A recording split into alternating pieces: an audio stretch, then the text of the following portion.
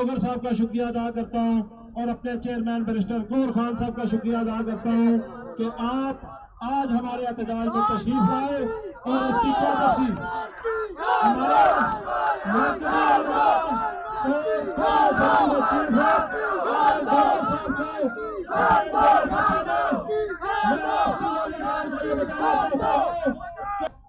Barrister گور صاحب انتہائی قابل احترام اپوزیشن لیڈر قومی assembly secretary general Tehreek Insaf Omar Ayub Khan صاحب انتہائی قابل احترام اسلام آباد کے منتخب فارم 45 کے ایم این اے عامر مغل صاحب انتہائی قابل احترام اسلام آباد کے ہزاروں ووٹوں سے جیتے ہوئے ایم این اے علی بخاری صاحب انتہائی قابل احترام ہمارے تیسرے منتخب ایم این اے محترم شعیب شاہین صاحب.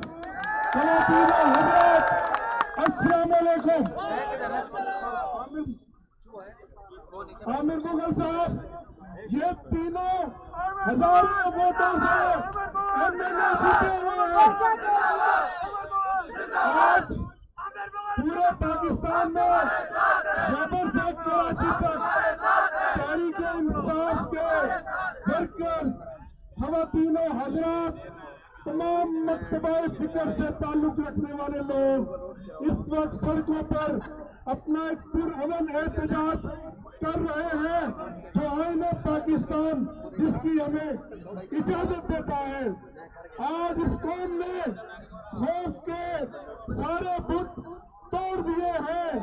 ہم اپنا آنسو گیسوں سے ڈرتے ہیں, نہ مقدمات سے ڈرتے ہیں, نہ اس پولیس سے ڈرتے ہیں جس نے چاروں طرف ہمارا گھیرا تنگ کیا ہوا ہے, نہ ہم پنجاب پولیس کی دہشت گردی سے ڈرتے ہیں. ہمارا یہ احتجاج اس وقت تک جاری رہے گا جب تک پاکستان کے مقبول لیڈر عالم اسلام کا سب سے بڑا لیڈر عمران خان رہا نہیں ہوتا.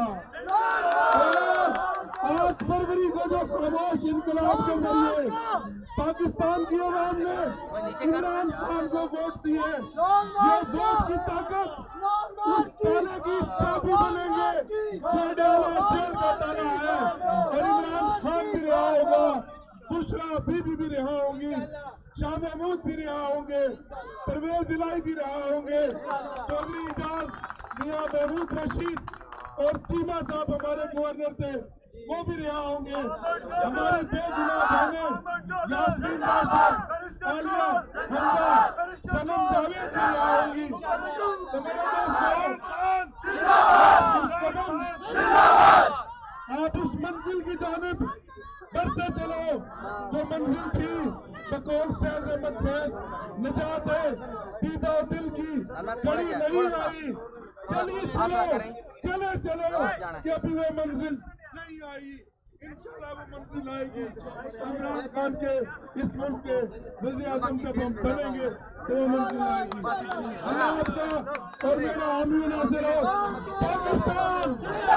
پاکستان تحریک انصاف, عمران خان, عمران تیرے جان نثار, عمران تیرے جان نثار. ان گرتی ہوئی دیواروں کو, اس قوم کے غداروں کو, ان چوروں اور ڈاکوؤں کو, امریکہ کے یاروں کو